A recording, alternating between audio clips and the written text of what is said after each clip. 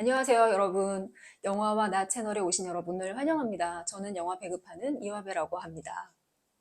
얼마 전에 성황리에 국내 프리미어 행사를 마치고 돌아가신 톰 크루즈 배우가 계시죠? 국내에 방문은 무려 11번째임에도 불구하고 마치 처음 오시는 것처럼 엄청 응원과 열렬한 지지를 받고 가셨습니다. 톰 크루즈 배우의 우리나라 프리미어 일정 다음에는 일본에서 열리는 미션 임파서블 데드 레코닝 파트 1의 프리미어 행사였는데요. 배우는 어쩐 일인지 국내 일정을 마치고 일본 일정을 소화하지 않고 바로 집으로 돌아가 버렸습니다. 왜 그런 것일까요? 오늘은 그 얘기를 해보도록 하겠습니다. 톰 크루즈 배우가 국내 프리미어 일정을 소화한 다음에 일본 일정을 건너뛴 이유는 그 사이에 미국에서 미국 배우 조합이 노동조합이 파업을 선언했기 때문입니다. 바로 지난 7월 14일에 파업을 선언을 했는데요.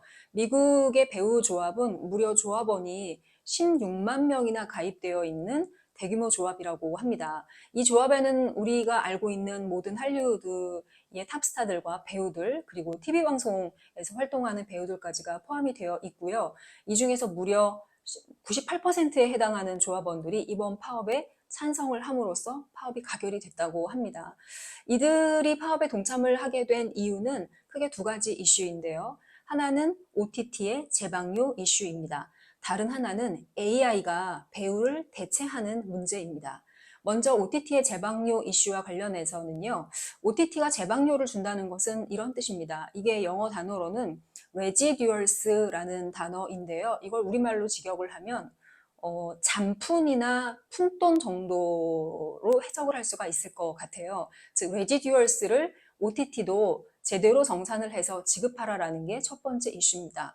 미국의 오랜 미디어 역사에서 그동안 50년대 TV나 80년대 VHS 테이프 또는 그 이후에 케이블 방송 또는 뭐 DVD 같은 게 출시가 됐을 때도 마찬가지고요. 인터넷도 마찬가지입니다. 이렇게 뉴 미디어가 출시가 될 때마다 이런 미국의 배우 조합들은 또 다른 창작자 조합들은 거기서 발생하는 추가 매출에 대해서 우리 창작자들에게도 일정하게 큰 돈은 아니지만 작은 돈이지만 우리의 기여를 인정을 해서 매출을 분배해달라고 그동안 요구를 해왔고 이런 긴 역사 속에서 무려 50년대부터 이루어진 역사니까요. 거의 70년 가까운 시간 동안에서 이런 협상을 통해서 그동안 재방영료를 받아왔다고 합니다. 하지만 OTT가 지난 몇 년 사이에 크게 성장을 하면서 이들이 분배하는 재방영료가 너무 산정 기준도 모호하고 매출도 외부에 공개되어 있지 않기 때문에 배우들은 이 부분을 크게 문제를 삼은 것이죠. 물론 변명도 있습니다. 이 팬데믹 기간 동안에 모두가 다 어려워졌기 때문에 우리가 재방영료를 지급하는 것은 문제가 있다. 그리고 실제로 매출을 산정하는 방식 또는 비용을 산정하는 방식이 일반적인 영화와 TV하고는 다르기 때문에 그들의 주장을 1대1로 똑같이 맞춰줄 수는 없다라고 변명을 하고 있습니다. 그리고 이런 매출 공개와 비용 공개가 기업으로서는 비밀을 공개하는 거라고 주장을 하고 있는데요. 글쎄요, 제가 듣기로는 이런 주장은 과거의 실미도에서 들었던 변명 같습니다. 두 번째는 조금 더 복잡한 이슈인데요. 이 AI가 배우를 대체한다는 이슈는요. 배우로서는 본인의 제스처나 음성이나 표정, 연기 이런 것들을 사실은 AI 복제를 해서 그것이 나중에 향후에 나의 동의 없이 또는 내가 동의를 한다고 하더라도 너무나 저렴한 비용으로 디지털 배우로 탄생하지 않을까 이 염려를 오랫동안 한 것 같습니다. 이 이슈는 AI가 최근에 각광을 받으면서 부각된 것처럼 보이지만요. 사실은 오랫동안 미국 영화 산업에서는 이런 창작자와 그리고 사용자 사이에 첨예한 갈등의 이슈 중에 하나였다고 합니다. 과거에 우리는 홍콩의 액션 스타로 알려져 있고 우리에게서도 큰 좀 유명한 배우시고 인기 있는 배우시죠. 이영걸 배우도 과거에 미국에서 매트릭스라는 영화, 너무나 우리가 잘 알고 있는 시리즈죠.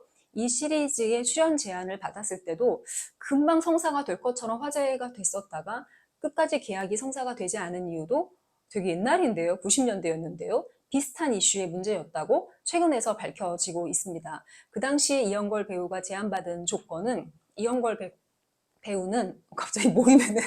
네, 이영걸 배우는 액션 스타이잖아요. 배우가 되기 전에도 오랫동안 무술을 수련한 또 무도인이기도 하고요. 이분의 그런 동작과 제스처를 다 캡처화해서 그 데이터를 미국에서 다 넘겨받는 조건으로 배우 계약에 사인을 하라는 제안을 받았다고 해요. 이영걸 배우의 입장에서는 이 조건을 받아들이기 상당히 어려웠을 것 같습니다. 당연하죠. 긴 세월 동안에 꼬꼬마 시절부터 수련을 해서 어렵게 무도인의 경지에 올랐고 또 이후에는 이거를 활용한 액션 배우로서 활동을 오랫동안 했는데 이 자신이 갖고 있는 이 유무형의 모든 자산을 글쎄요. 제안받은 금액이 얼마였을지는 모르지만 어떤 돈으로 환산하기엔 어려운 자산이라고 저는 생각하는데 그것을 돈을 받고서 넘긴다? 그러면 그걸 넘겨받은 할리우드의 제작사들은 그 내용을 기반으로 해서 새로운 디지털 액션에 능한 새로운 액션 스타 배우를 창조할 수도 있고 또 무명 배우를 기용을 해서 얼굴만 합성을 해서 새로운 관객은 잘 인지하지 못하는 그럼 이미 기량이 완성되어 있는 무도인 스타를 만들 수도 있는 문제이죠. 오랫동안 이슈가 되어왔던 문제인 것은 틀림이 없는 것 같습니다. 그리고 미국에서 배우 조합이 이번에 7월에 파업을 선언한 거에 앞서서 이미 작가 조합이 먼저 5월부터 파업을 하고 있었습니다. 작가 조합이 갖고 있는 문제의식과 또 배우 조합이 갖고 있는 문제의식이 맞닿았던 것이고요. 사실 한간에 들리는 소문으로는 감독 조합까지 이렇게 트리플 파업을 해서 우리의 협상력을 높이자 이런 계획이었었는데 막판에 감독 조합이 파업 동참에서 빠지면서 결국 작가 조합과 배우 조합만이 파업을 하게 됐다고 합니다. 물론 작가 조합과 배우 조합이 동시에 파업을 하게 된 것도 굉장히 긴 오랜 세월 동안에 없었던 일이었기 때문에 미국 영화 산업에 주는 충격은 정말 대단한 것 같습니다. 미국의 감독 조합이 파업에 빠진 이유를 제가 한번 생각을 해봤더니 이건 순전히 제 뇌피셜입니다. 아마도 미국의 유명한 감독이나 영향력 있는 감독 중에 많은 부분은 이미 제작가 연맹에 가입되어 있는 제작자이기 때문이지 않을까 싶습니다.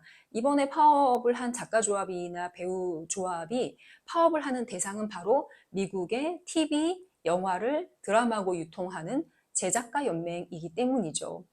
그러면 국내의 상황은 어떨지 한번 보겠습니다. 국내에서는 미국과 달리 감독 조합이 이런 이슈 파이팅에 가장 적극적입니다.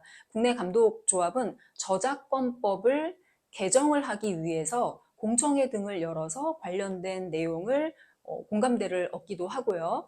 이런 행동을 지금 하고 있는데 국내에서는 제가 지금 저작권법을 개정하려는 노력을 하고 있다고 말씀을 드렸잖아요. 이게 미국의 상황과 우리의 상황이 다른 지점이에요. 미국에서는 각각의 작가 조합, 감독 조합, 제작자 연맹들이 길드를 만들어서 서로 간의 협상을 통해서 오랜 시간 동안에 이런 일을 해결해 왔던 전통이 있습니다. 반면에 국내 영화 산업은 각각의 조합이 활발히 활동하기도 하지만 이런 조합끼리 협상을 해서 어떤 타결점을 모색하거나 이런 식의 전통은 길지 않은 것 같습니다. 그래서 보다 실질적인 방법이라고 할 수 있는 저작권법 개정을 추진하고 있습니다.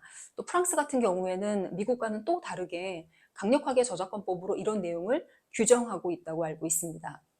이런 감독조합의 이슈 파이팅에 반대 토론을 열심히 벌이고 있는 또 협단체가 있는데요. 바로 미디어 회사들의 연대체입니다. 이 미디어 회사들은 방송, TV 방송사, 지상파 방송사죠. 그리고 케이블 방송사, IPTV, OTT 같은 회사들의 연대체들이고요. 이런 미디어 회사들은 창작자들이 주장하는 바를 모르는 것은 아니나 우리도 지금 너무 어렵다.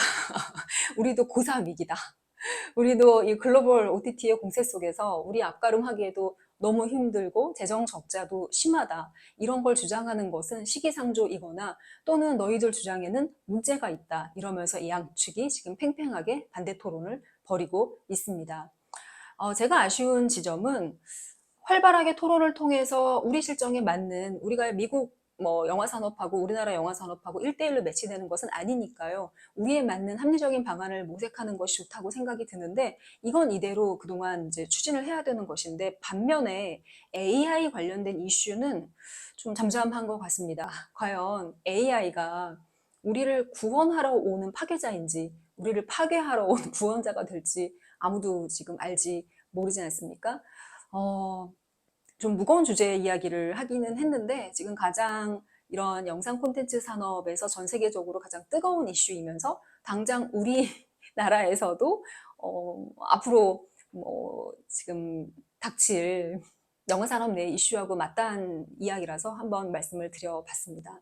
근데 톰 아저씨가 국내에서는 친절한 톰 아저씨라고 불리는데요. 이분이 일본에서는 뭐라고 불리는지 좀 궁금하네요. 톰사마? 토무사마라고 불릴까요? 다나카에게 물어보는 게 좋을 것 같습니다.